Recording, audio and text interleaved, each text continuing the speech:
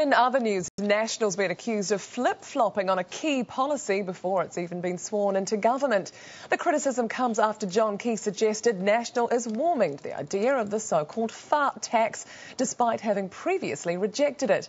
Deputy Political Editor Francesca Mould reports. National campaigned to dump the proposed carbon tax 3 years ago, but it now seems John Key's a bit more keen on the idea. You know, we've campaigned pretty strongly on the emissions trading scheme, but if a strong argument could be put up on the carbon tax, then we'd look at that.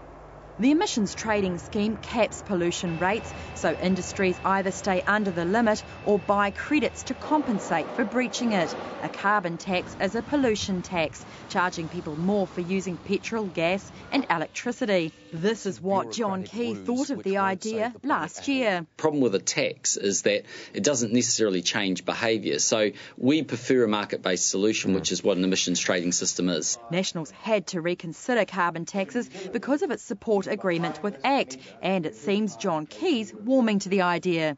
I don't want to prejudge it. I'm simply saying that we put it in there in good faith. We'll look through it. Its relative merits will be considered against a reformed emissions trading scheme and some sort of hybrid model. Critics claim it's a flip-flop. Well, a major U-turn before the government's even sworn in. They bitterly opposed the carbon tax. Now they're proposing it. Where were they when it was on the table? Because it's not on the table now. Maybe it's coming back on the table. We don't know.